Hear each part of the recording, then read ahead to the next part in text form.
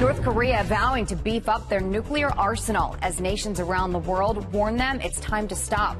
Dictator Kim Jong-un telling scientists he wants to increase the quality and number of deadly weapons. But Secretary of State Rex Tillerson says now is the time for diplomacy.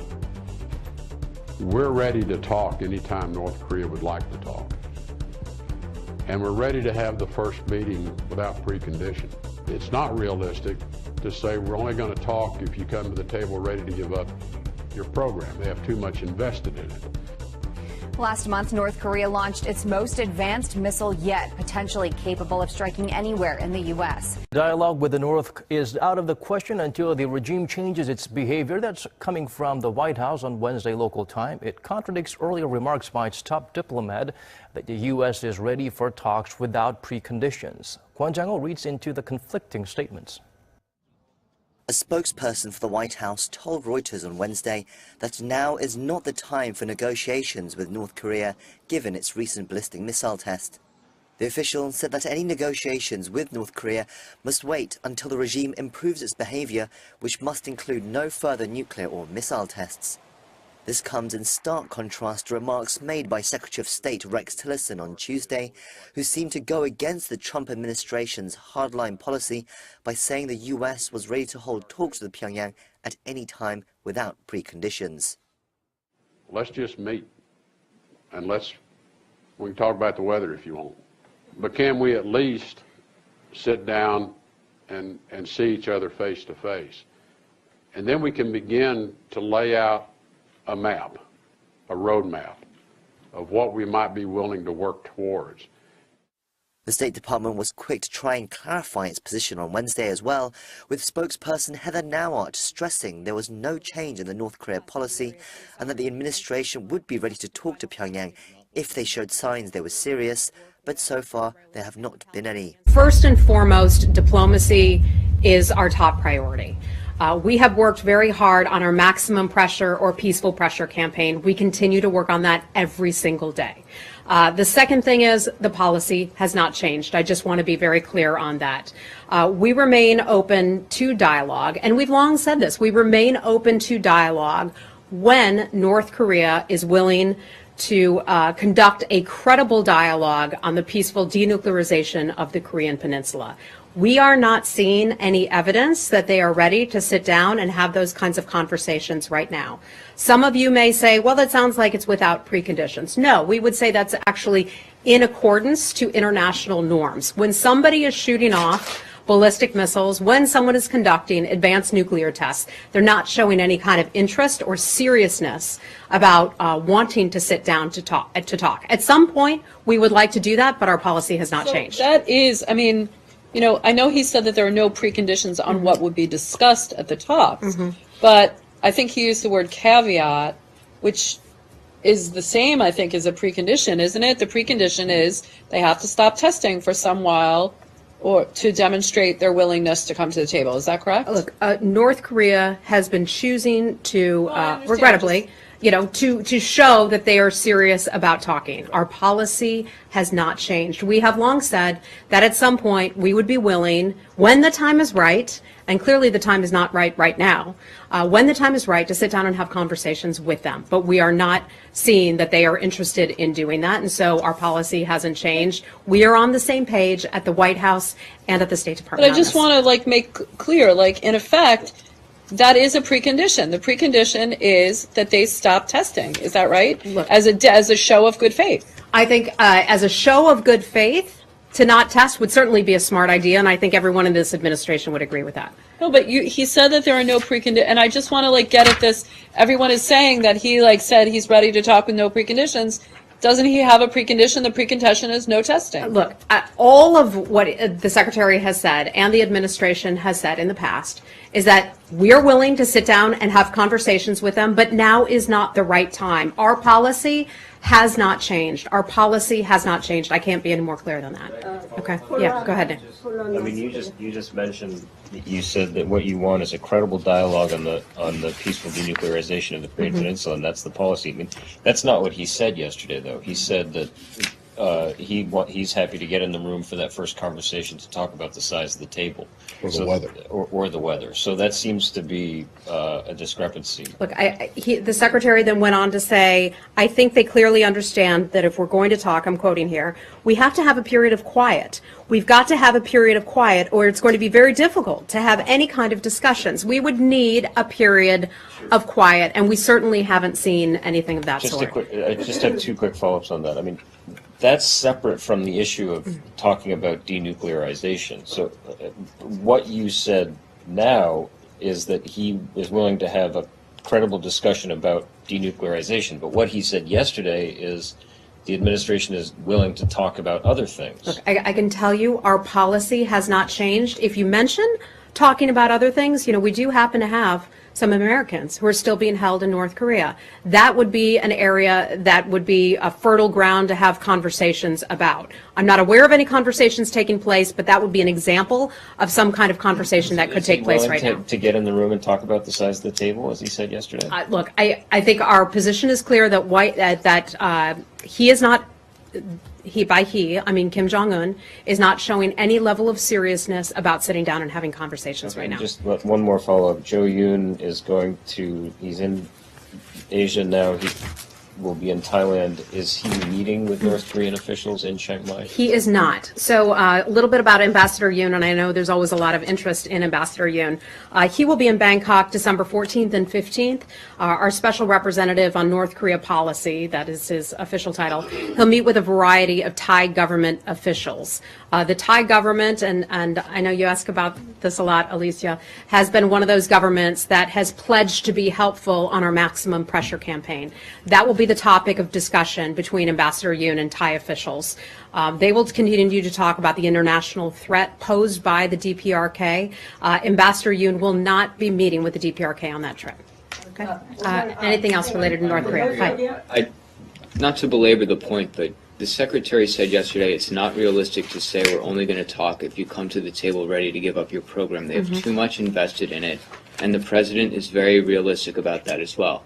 So how is that not a change in policy when previously it was denuclearization of the peninsula? Well, that still remains our policy goal, denuclearization of the Korean peninsula. That has not changed either. But the point is that we could only sit down and have talks when they're showing a seriousness about being ready to sit down and have talks. And when you're firing off ballistic missiles and you're doing advanced nuclear testing, no one is showing that they're serious about talking. But the overall policy on the denuclearization of the Korean Peninsula is something we continue to support. But after a period of calm, you can sit down without asking that the goal of this first meeting is denuclearization. I mean, I'm sorry, say that again? You said in August, the Secretary said a condition of those talks is there is no future where North Korea holds nuclear weapons. Yesterday he said we can have a first meeting without speaking about denuclearization. I think the Secretary was on the... These contradictory statements fuel further speculation that Tillerson's relationship with the President is becoming increasingly strained. Reports emerged last month that Trump was considering a plan to remove him from his administration. But regardless of Tillerson's offer of dialogue, Pyongyang may not be willing to sit down for talks just yet anyway. Bloomberg reported on Wednesday that the UN official Jeffrey Feltman, who recently returned from a trip to North Korea, told Security Council members in a closed-door briefing that the regime plans to continue developing its nuclear program until it achieves a deterrent capability, and until then is not likely to engage in talks. I'd like to say that India's policy was one of non-alignment, which frankly did not give very many good results to India. And today, in my view, the policy is all alignment. You have very correctly said that we had a meeting with the Russian, Indian and Chinese foreign ministers. It was an extremely cordial meeting, especially between the Indian and Chinese foreign ministers. There was a lot of warmth and cordiality. And now today you have this other meeting with a different set of partners, Australia and Japan, for example. Now the reality of the situation is, so far as all these countries are concerned, every one of these countries is concerned about the situation in the Korean Peninsula. They may have differences of approach, but the objective is the same. And I think the objective of India is the objective of everybody in this list, whether it's Russia, China, it then? Australia or Japan, which is somehow to ensure that North Korea denuclearizes. All right. Denuclearizes through what kind of channel? That is, I guess, the most important thing. Let me go to you, Mrs. Guasoni, in Washington, D.C. We are reading different sides. The joint military exercise between South Korea, Japan, and the United States, this certainly is going to further irritate Pyongyang, as South Korea, Japan, and the United States argue that Pyongyang irritated them earlier with the weapon advancement. The other thing is the United Nations Assistant Secretary General just came back from Pyongyang once in a 6-year trip to Pyongyang. Thirdly, we also see China's so-called double suspension suggestion has been more seriously considered by both sides. Fourthly, we are seeing also the UN giving the warning that the sanctions might cause further deterioration of situation for a winter in North Korea. How should we read all of these mixed signs? Mrs. Guasoni. Well, I think Jeffrey Feltman, the UN Undersecretary, came back and said there is an urgent need to sit down and talk. And I think we should take his recommendation very seriously. It's very hard to know the impact of the sanctions on North Korea. Even Feltman, I'm sure, did not travel throughout the country, and of course what he sees will be closely restrained by the North Koreans. So we don't exactly know, whether collapse is imminent. I don't think anyone really wants a collapse of the North Korean regime. That would spell a humanitarian disaster. But in terms of these recent drills, the drills are conducted with many different objectives in mind. One is to reassure our allies, South Koreans and Japanese. The other is to test equipment. I understand the North Koreans find many of these exercises provocative, and some of them undoubtedly are. For example, decapitation exercises, right? This latest ballistic missile tracking exercise, that's a defensive maneuver, right? So I don't think that North Korea may very well find it provocative, but this particular one is not meant to be provocative. They are done to test technology, to reassure each other, and to test procedures. Okay, you got your explanation over there, Mr. Rong. Very sort of complicated and situated, and also I would say dangerous situations. And we certainly have the messages that is confusing or mixed. But in the meantime, we also see some positive, if I can say. And we'd love to hear about the positive side from the Chinese side. Of course, on the Chinese side, we have always proposed for a kind of early sort of resumption of dialogues, which I think China has already provided a roadmap working with the Russians that the suspension for suspension initiate.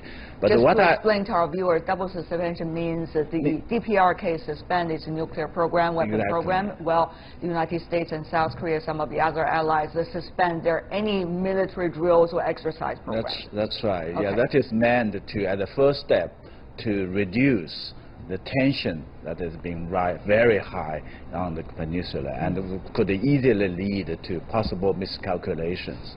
And in the meantime, I also took notice that there are some news, as I said, for example, the visit by the Undersecretary of the UN, Mr. Feltman, could be regarded as a positive or news in some sense, because the invitation was extended by North Korea at the General Assembly in September, and finally it took place. So at least I think the first in 6 years, it is the first, I think, very important opportunity for exchanges, for communications. But I think certainly we have to look at the bigger picture, the broader context. I think the North Korea's nuclear issues is largely, primarily, an issue of security. The security, I think, between the U.S. on the one hand and North Korea on the other.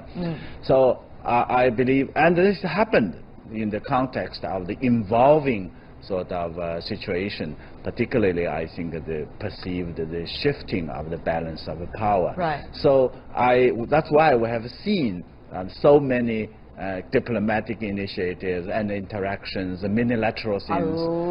A lot. Very intense. In fact, recently, Mr. Nalapadi. China is a very important part of the Indo-Pacific. I mean, China is by now the second largest economy in the world. It's a very important part of the Indo-Pacific. And so far as India is concerned, India is also a growing economy. And frankly, India's trade with East Asia is many times more than its trade with South Asia or even with Southeast Asia. So East Asia is extremely important economically for India.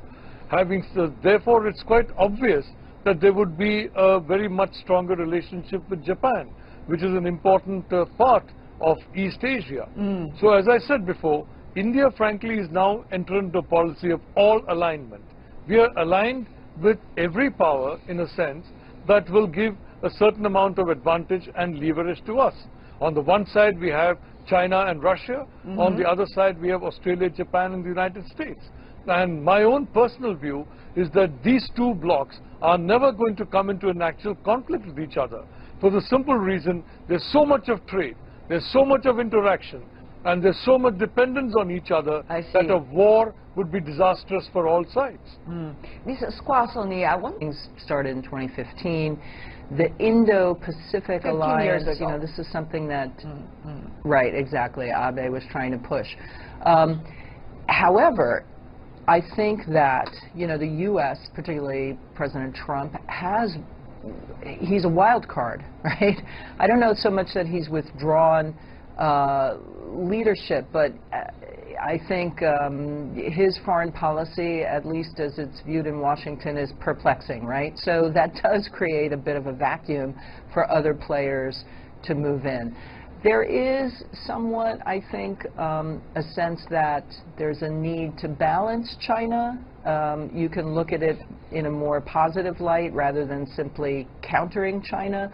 And I think that some of the countries in the, if you want to say, use that term, Indo-Pacific region, are keen on doing that. The question is, with respect to North Korea, you know, can those different multilateral arrangements do anything? Who do the North Koreans want to talk to? They want to talk to the United States. They view the United States as a threat. And so the United States very specifically has to take a leadership role, but in conjunction with all the concerned states in the region. China is obviously, you know, a key player. So is South Korea and Japan.